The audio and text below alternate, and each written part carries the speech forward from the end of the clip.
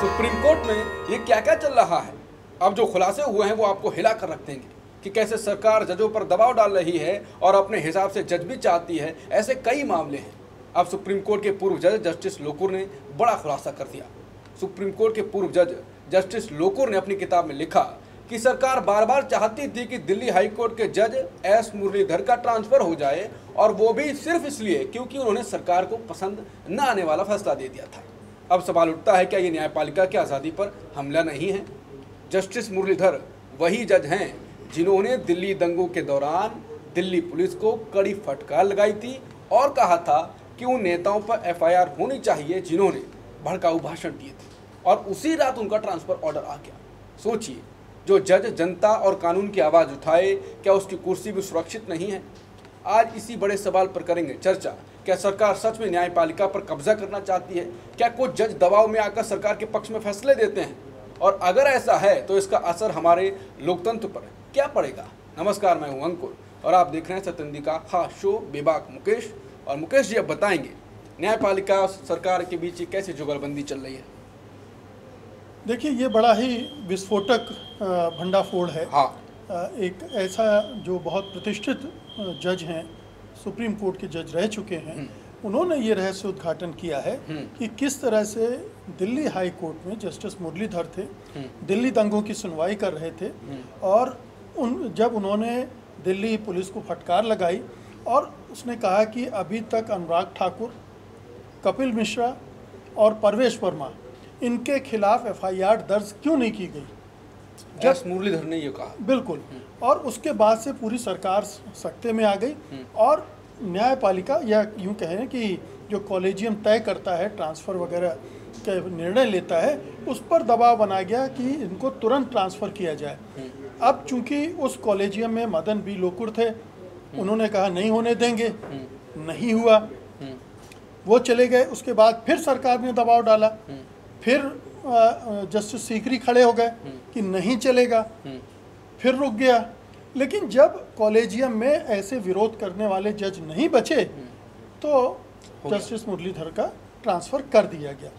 अब ये एक उदाहरण नहीं है, आपने पिछले महीने डेढ़ महीने में देखिए, इतने सारे संकेत आ चुके हैं जो बताते हैं कि इस देश की न्यायपालिका में हो क्या रहा है, किस तरह से सरकार की दखलंदाजी बढ़ती जा रही है। हम पिछले 10 साल से देख रहे हैं कि सुप्रीम कोर्ट में किस तरह से फैसले हो रहे हैं, किस तरह से सरकार की मदद की जा रही है। ऐसे दर्जनों उदाहरण हैं और सारे जो चीफ जस्टिस एक के बाद एक आते गए हैं, जिनसे हमने उम्मीद की कि अब ये आएंगे तो हालात बेहतर होंगे, वो भी उसी सांचे में ढलकर और सरकार के साथ जुगलबंदी करके चले गए।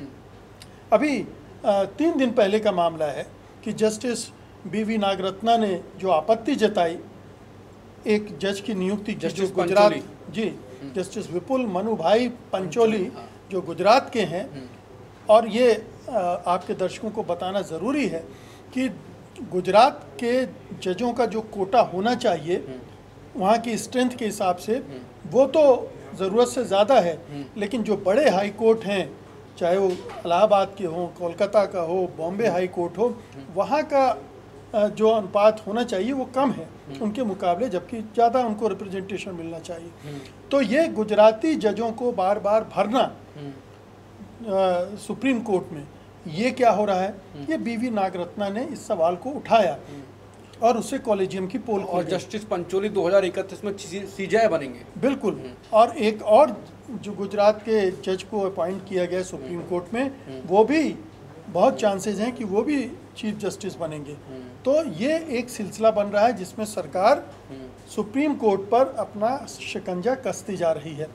अब एक और मामला देखिए कि हाल में ही महाराष्ट्र की बीजेपी की प्रवक्ता को बॉम्बे हाई कोर्ट में जज बनाया गया।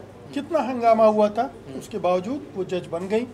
एक और मामला लीजिए, एक जज ने आरोप लगाया है कि सुप्रीम कोर्ट के किसी जज ने उनको कहा कि इस कंपनी के फेवर में फैसला कीजिए। अब उसकी जांच सुप्रीम कोर्ट करने जा रहा है कि वो कौन जज है, क्यों, किसके दबाव या किसके प्रभाव में ये उसने आदेश दिया या निर्देश दिया या फेवर मांगा, जो भी किया उसने, वो दबाव बनाया, उसने अपने को रिक्यूज कर लिया उस सुनवाई से। तो ये पूरा हमारे यहाँ न्यायपालिका ने माहौल बना रखा। और ये सर्वोच्च न्यायपालिका की बात हो रही है, सर्वोच्च न्यायालय की बात हो रही है, ये जो लोअर लेवल की जुडिशरी है उसकी बात नहीं हो रही। वहाँ तो और भी ज़्यादा दखलंदाजी है, और भी ज़्यादा वो वहाँ पर पक्षपात होने का अंदेशा है। ये तो जज ही कह चुके हैं कि जो डिस्ट्रिक्ट लेवल के और बाकी जुडिशरी है वो बहुत ज़्यादा दबाव में रहती है और उतना बड़ा फैसला को सुनाती नहीं है, आगे भेज देती है। बिल्कुल। और एक उदाहरण देखिए जस्टिस शेखर यादव का, जो वीएचपी की सभा में चले गए और उन्होंने किस तरह से हिंदुत्व और हिंदू धर्म और तमाम चीज़ें उनके बारे में विवादास्पद चीज़ें कहीं जो एक जज से अपेक्षा नहीं की जाती है, वो अभी सुरक्षित हैं, उनका बाल भाई बांका नहीं हुआ है। एक और जज को लीजिए, जस्टिस यशवंत वर्मा, जिनके घर में जले हुए नोट मिले, उनके खिलाफ महाभियोग चलने जा रहा है। तो ये पूरा माहौल क्या बताता है कि न्यायपालिका में आखिरकार हो क्या रहा है। सुप्रीम कोर्ट, हाई कोर्ट, जो हायर जुडिशरी है इस देश की, उसमें किस तरह का करप्शन भर गया है, किस तरह का भाई भतीजावाद, किस तरह का भेदभाव, किस तरह का प्रांतवाद, और ये इसके पीछे सरकार है, ये स्पष्ट दिख रही है। मतलब वो तो पुरानी बात हो गई जब सुप्रीम कोर्ट के 4 वरिष्ठ जजों ने प्रेस कॉन्फ्रेंस करके कहा था कि सरकार का दबाव है, लेकिन ये तो अब जीते जागते उदाहरण है हमारे सामने। जस्टिस बी लोकुर ने तो साफ कर दिया है कि कैसे एक ईमानदार जज को, जो कि बहुत अच्छे से दिल्ली दंगों की सुनवाई कर रहा था और दिल्ली पुलिस जो फर्जी केस बना रही थी, जो असल में दंगे भड़काने वाले लोग थे उनको बचा रही थी और जो नहीं जिम्मेदार थे उनको फंसा रही थी, उसकी क्लास लगा रहे थे, उसको कड़ाई से उस पूरे केस को हैंडल कर रहे थे, उनके खिलाफ सरकार पीछे पड़ गई और उनका ट्रांसफ़र आखिरकार करवा कर मानी। 2 बड़े जजों के प्रभाव से उस समय नहीं हुआ, लेकिन हुआ, हो कर रहा। तो ये सुप्रीम कोर्ट का है, ये सुप्रीम कोर्ट कर रहा है। और उस समय शायद चंद्रचूड़ साहब थे चीफ जस्टिस। तो ये सब हो रहा है, ये कितना भयानक है। ऐसी जुडिशरी, इस तरह की जुडिशरी की कल्पना करना बड़ा मुश्किल है कि ये किस तरह से न्याय इस देश के लोगों को देंगे। मतलब ये पुरानी बात हो गई कि अर्णब गोस्वामी को रात को 12 बजे कोर्ट खुल जाता है और उनको जमानत दे दी जाती है। स्पेशल ट्रीटमेंट कुछ लोगों को मिल रहा है, कुछ लोग भटक रहे हैं। अभिसार शर्मा का मामला आप देख ही रहे हैं, उनकी एफआईआर क्वैश नहीं की गई है। उन्हें 1 महीने की राहत तो दे दी सुप्रीम कोर्ट ने, लेकिन एफआईआर क्वैश नहीं की, जबकि ये साफ दिख रहा है कि वो बदनीति से की गई है। तो ये पूरा माहौल बन रहा है जिसमें आपने अभिव्यक्ति की स्वतंत्रता का मुद्दा उठाया, आपने लोकतंत्र का मुद्दा उठाया। हम गोदी मीडिया की बात करते हैं अक्सर कि कैसे गोदी मीडिया सरकार की गोद में बैठ गई है। क्या हम कल से गोदी जुडिशरी की बात करने लगे कि एक गोदी जुडिशरी बन गई है जो सरकार की आवाज़ ही बोलेगी? उससे आप बहुत ज़्यादा उम्मीद नहीं कर सकते न्याय की। ये बहुत ही चिंताजनक स्थिति में देश पहुंच गया है। घुमा फिरा के बात लोकतंत्र पर ही आ गई। जैसे अब चुनाव आयोग की बखिया उधेड़ी जा रही है। एक संवैधानिक संस्था थी, मीडिया का तो चौथा स्तंभ कहा जाता था, वो तो पता नहीं कौन सा स्तंभ हो गया है, टूट ही चुका है स्तंभ वो। अब न्यायपालिका, उस पर भी ऐसे ऐसे आरोप लगाए जा रहे हैं और सबूत खुद जस्टिस लोकुर और जैसे और भी जज कहते रहे हैं। तो अब ये तो बोल रहे हैं, लेकिन सरकार थोड़ी रुकने वाली है। अगर जैसे आपने कहा गोदी न्यायपालिका, अगर ये कहना पड़ गया तो फिर देश का गोदी मीडिया, चुनाव आयोग, सुप्रीम कोर्ट, न्यायपालिका, कुछ और संस्था बची हुई वो भी लगा लीजिए, फिर तो क्या बचेगा फिर? बिल्कुल बचना मुश्किल है। इसीलिए इस तरह के रहस्योद्घाटन एक चेतावनी है, एक खतरे की घंटी है। और ये पूरी जजेस बिरादरी जो है, जो लीगल कम्युनिटी है, उसके लिए एक चेतावनी है कि भाई आप कुछ करो, आप विरोध करो, खड़े हो। सरकार का दबाव तो रहता है, पहले भी रहता था, लेकिन पहले भी जजेस ऐसे होते थे ना कि सरकार के दबाव को नहीं मानते, अस्वीकार कर देते थे।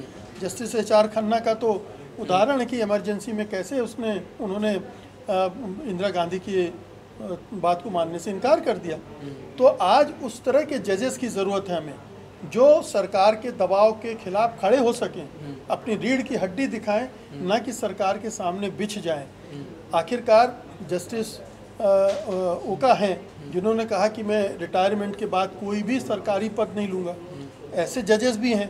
तो ऐसे जजेस सामने आने चाहिए कि हम सरकार से कोई फ़ायदा नहीं लेना चाहते, हम कॉलेजियम के ज़रिए अपने भाई भतीजों को जजेस नहीं बनाएंगे। अब ये विवाद इसमें भी हुआ कि जो चीफ जस्टिस हैं गवई, उनके किसी भतीजे को मुंबई हाई कोर्ट में जज बना दिया गया है। ये सब भी हो रहा है। तो जब चीफ जस्टिस ही शक के दायरे में आ जाते हैं तो सुप्रीम कोर्ट का क्या हाल होगा आप सोच सकते हैं। तो हमारा मकसद सुप्रीम कोर्ट को डिमीन करना नहीं है, उसको नीचा दिखाना नहीं है, लेकिन सुप्रीम कोर्ट में अगर ये गंदगी पल रही है जो कि पूरे देश के सिस्टम के लिए घातक है, पूरे पॉलिटिकल सिस्टम, राजनीतिक सिस्टम, चुनावी, आपने चुनाव का जिक्र किया, जिस तरह की सुनवाई चल रही है सुप्रीम कोर्ट में वो बहुत उम्मीद नहीं जताती है। वो ऐसी SIR को एक बार एक तरह से जस्टिफाई कर दिया और अब SIR तो हो ही रही है जो कि नहीं होनी चाहिए थी, पहले दिन ही उसको स्टे मिल जाना चाहिए था। तो ये तमाम चीज़ें हैं जिससे लोगों का मोह भंग हो रहा है, और अगर जुडिशरी से मोह भंग होता है तो ये अराजकता की दिशा में बढ़ने का एक कदम होता है किसी भी देश में। जो अंतिम दरवाज़ा है अगर वो भी बंद मिलेगा तो पब्लिक क्या करेगी। बिल्कुल। और ये सवाल तो दिमाग में मुकेश जी ने जो कहा तो बहुत उठ रहे हैं, और फिर ऐसा एक बात है कि मुझे लगता है कि आपके दिमाग में भी उठ रहे होंगे। तो आपको जो लग रहा है कि संस्था कैसे क्या उनके साथ किया जा रहा है, कैसे सबको गोद में बैठाने की कोशिश की जा रही है, तो आप क्या होगा आगे। विपक्ष तो अभी हमलावर है, सुप्रीम कोर्ट पर भी अब हम चर्चा करने लगे। एक बार को डर लगता था कि अब मानना और बाकी चीज़ों पर, लेकिन जब इतना बवंडर होगा तो फिर कुछ तो करना ही, कुछ आवाज़ तो उठानी ही पड़ेगी। और सत्य हिंदी हमेशा आवाज़ आपके लिए उठाता रहेगा। तब तक के लिए नमस्कार।